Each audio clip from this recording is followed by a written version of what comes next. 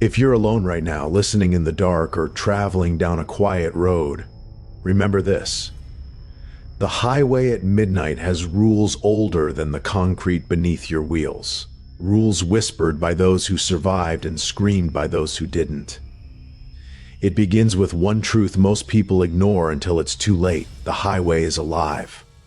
Not alive like you and me, but breathing in its own way, feeding on the vibrations of engines, the nervous thoughts of drivers, the hollow echo of loneliness that clings to the night. This story begins on a stretch of road people avoid unless they're desperate, running late, or simply unaware of its history, a place the locals call Mile 47, but travelers simply remember as that place where the radio cuts out and the air gets strangely cold even in summer. That was where Darren found himself on a night when the sky was ink black and heavy, the kind of night that swallows light whole and replaces it with something that feels like dread pressing against the windows. He had been driving for hours, pushing through fatigue, hoping to reach his apartment before sunrise, with nothing but the soft hum of his engine and the glow of his dashboard to remind him he wasn't drifting through an endless void. But as he crossed into the deepest part of the highway, he felt a tightening in his chest, like unseen eyes were watching him from the trees, or from the shadows pooling on the asphalt. The road twisted and stretched unnaturally, as if it were lengthening with every mile, denying him progress.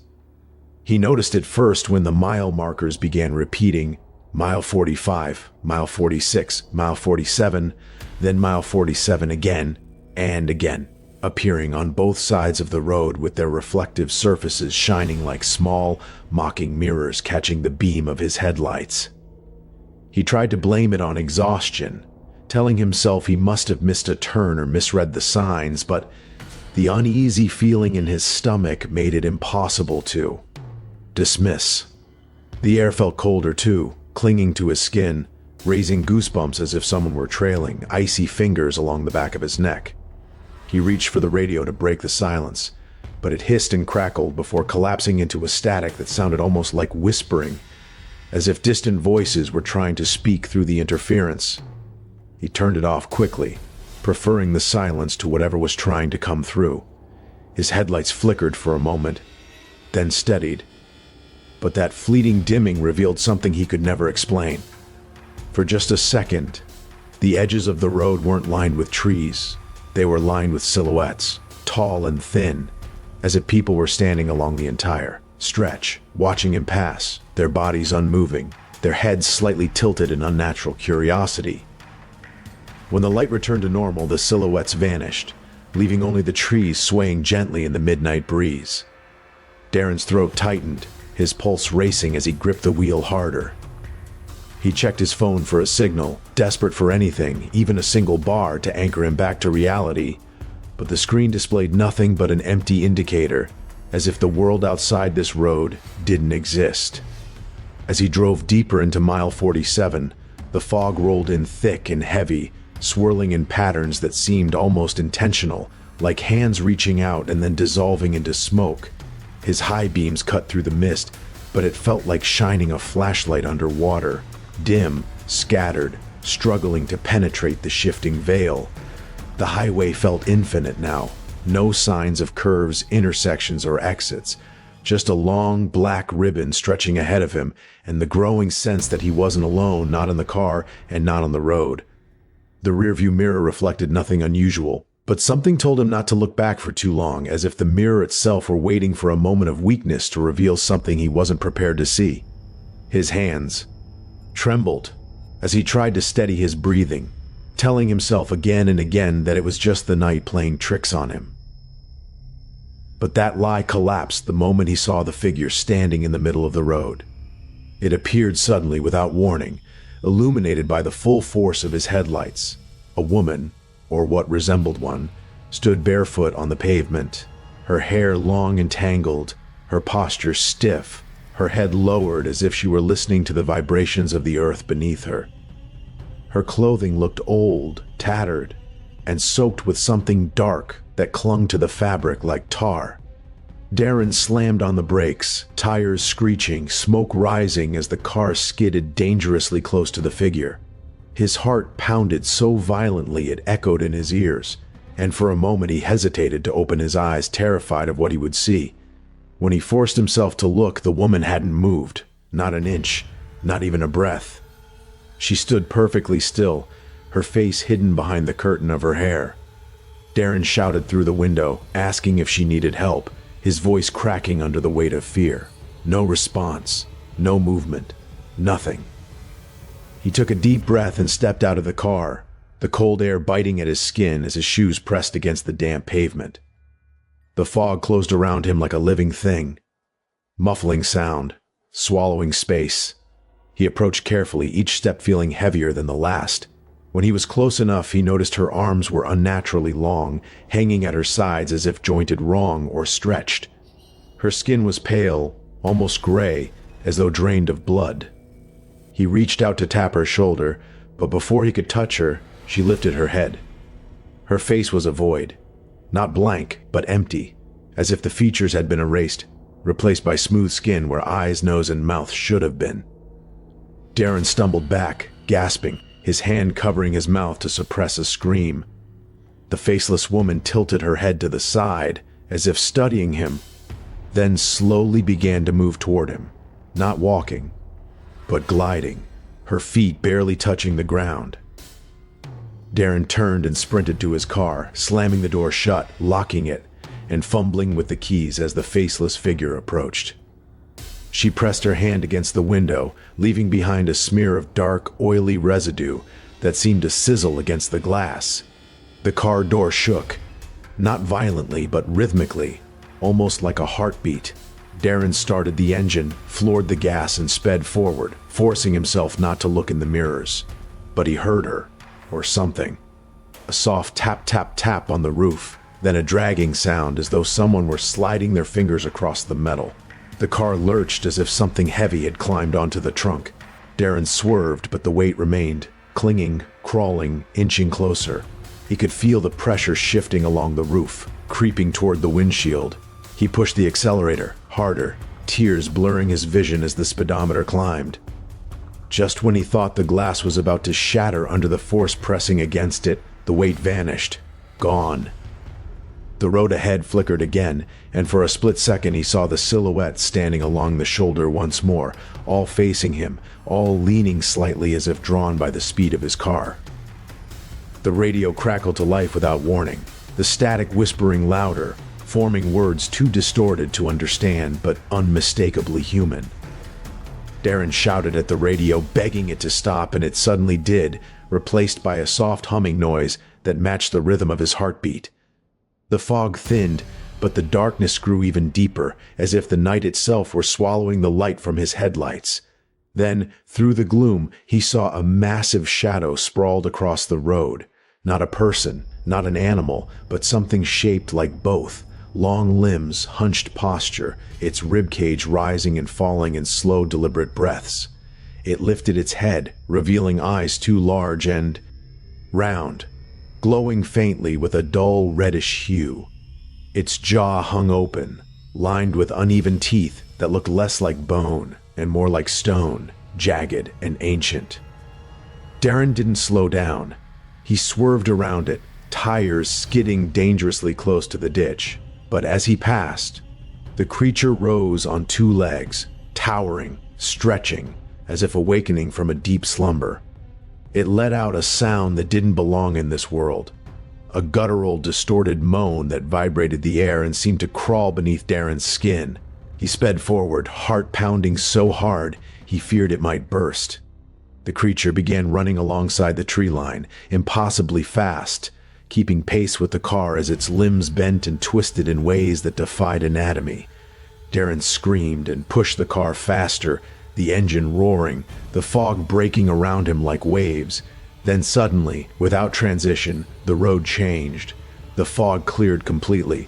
The mile markers returned to normal. The warmth came back into the air. His phone lit up with signal. The radio resumed its regular playlist.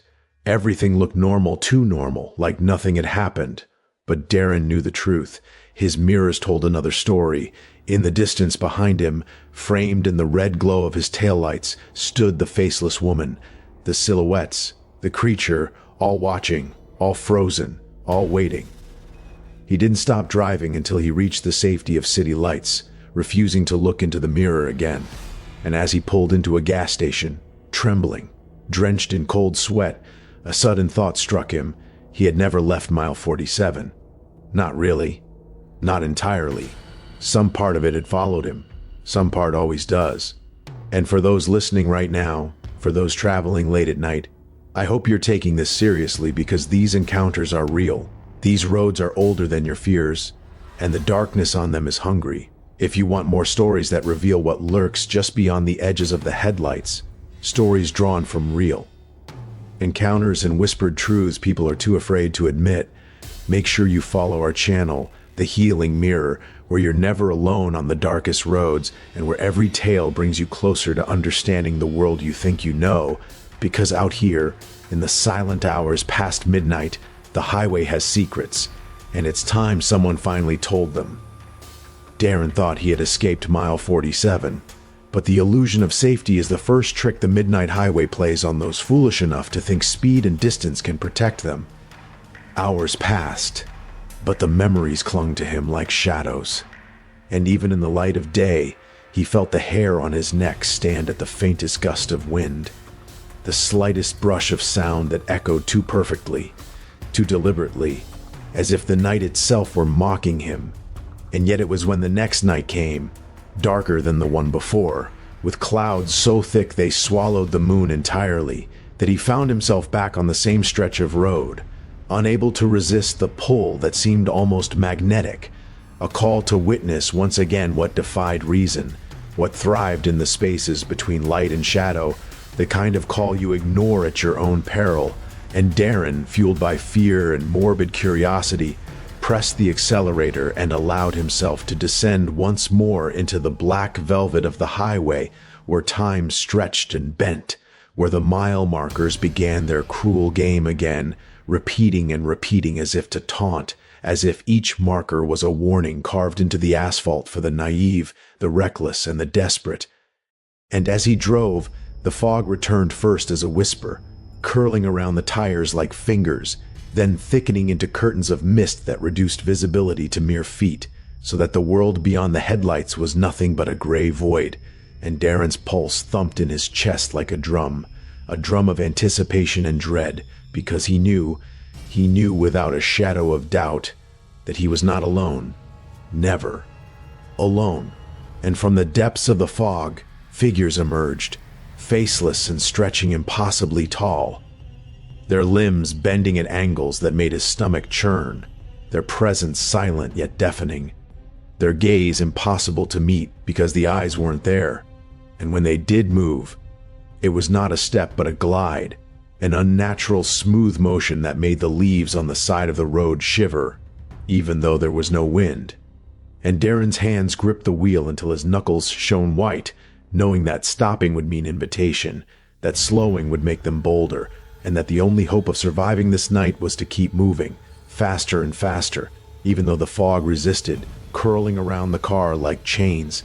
And then came the first scream, distant at first, a human scream that rose and fell as if carried by the wind itself, then louder, closer, filling the car with an echo that vibrated in Darren's teeth, in his chest, in the very air around him.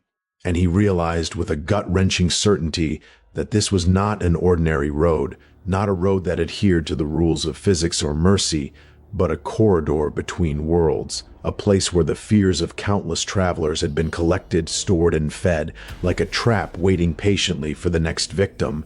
And then headlights appeared ahead, piercing the fog in a harsh beam, and Darren thought he might have found another car, another human, another chance to find reason, but the vehicle was wrong. Impossibly large, disproportionate, with edges too sharp, windows too black, and from the darkness within it emerged shapes, shadows twisting as if alive, writhing and contorting in a way that made Darren's mind reel, and the engine roared without a driver, the car moving as if guided by something beyond comprehension, and it began to accelerate toward him, forcing Darren off the road into the fog, his tires throwing gravel, sparks and panic in every direction, and he swerved, narrowly avoiding a ditch, and the sense of being hunted closed around him like a vice, tightening with every heartbeat, every flicker of the dashboard lights, every beat of his own frightened pulse, until he realized that no matter how fast he drove, no matter how sharp the turns, the highway itself was changing, bending, elongating, narrowing, looping back in ways impossible for any map to show, and Darren's mind began to fracture under the weight of the impossible, under the certainty that he was trapped not by distance but by something sentient, something that fed on fear, that shaped the road according to its whims. And then he saw it, the woman, the faceless one, standing once more in the center of the road, her long hair swaying as if moved by a wind that didn't exist, her body perfectly still yet radiating an aura of intent, and behind her, dozens of other figures emerged from the fog, all faceless, all moving with the unnatural grace of predators who have waited centuries for this moment, and Darren slammed on the brakes, skidding to a halt, mere feet from the first figure, and the world seemed to pause, the fog frozen, the air heavy with silence so complete it pressed on his eardrums. And then the radio crackled violently, static filling the car, but within the static came voices, whispers that spoke in languages Darren didn't know but somehow understood, words that drilled into his mind, twisting thoughts into fear, making him doubt his own memories, making him question whether he had ever left this highway at all, and when the static cleared, a single word lingered, pronounced with a tone of finality that made Darren's stomach drop. Stay. And he knew then that leaving was no longer an option, that the road had claimed him, and as the faceless figures approached, moving with that impossible gliding motion, he tried the car again, gunned the engine, and the vehicle leapt forward, tires screaming, gravel flying, but the figures kept pace, multiplying, surrounding the roadside, the air, itself thickening with their presence, pressing inward. And Darren's vision tunneled as panic consumed him, and just when the fear threatened to shatter his mind completely, the world bent, the fog parted slightly, and ahead he saw a diner, lights flickering weakly, a beacon in the black, an unnatural, almost mocking symbol of hope, and he drove toward it with every ounce of control he had left, praying, pleading, telling himself he had to reach it. And as he pulled into the lot, tires screeching and smoke curling, he realized the diner was abandoned, chairs overturned, the air stale with the scent of rot and old grease, but a door opened slowly, as if by an unseen hand, inviting, coaxing, and Darren's survival instinct screamed at him not to enter, but curiosity, fear, and desperation merged into a single force, and he stepped inside, the door closing behind him with a slam that shook the walls, and the lights flickered to reveal the interior, empty booths, broken windows, and a single figure standing at the counter. A man with hollow eyes and a smile that stretched impossibly wide, teeth sharp and glinting under the dim lights. And when the man spoke, his voice was the sound of the highway itself, low and grinding, echoing off the walls, saying, "You shouldn't have come." And Darren's knees nearly buckled as the realization hit him that he had entered not a refuge, but another layer of the nightmare. And in the corners of the diner, shadows moved, forming shapes of people he recognized. Missing travelers whose faces haunted local legends, their bodies twisted, their eyes empty, all staring at him, waiting for him to understand the rules, waiting for him to fail, waiting to consume what little remained of his courage. And as he backed toward the door, the radio in his pocket, inexplicably working again, began to play a song he had never heard, lyrics whispering directly into his mind, compelling him, and he felt the weight of centuries of fear pressing down on him, the collective despair of those who had vanished on this road. And then, the faceless woman appeared at the diner window, pressing her hand against the glass from the outside, leaving that same black, oily residue. And Darren realized the road had followed him here, that it didn't end, that it had no mercy, that it was alive in ways humans could never comprehend. And as the figure tapped rhythmically on the glass, he heard hundreds of whispers growing into a chorus, a low, grinding chant of "Stay, stay, stay." And Darren's mind screamed at him to run, to escape, to do anything, but his body froze, trapped between fear and disbelief, and in that moment, he understood the truth. The highway doesn't just feed on fear. It shapes it, bends it, makes you a part of it. And if you let it, it will follow you home, into your dreams, into your waking hours, into every quiet stretch of road where you think you are alone. And that is why, if you are listening now, traveling after dark, thinking of taking that road, know that the legends, the whispers, the warnings are not stories. They are instructions for survival. And if you want more encounters, more tales, more truths from the roads you think you know, subscribe to The Healing Mirror, where we reveal what lurks just beyond your headlights, where we tell the stories no one else dares to, and where every whisper and shadow has meaning, because the highway waits, the faceless watch, and the darkness remembers.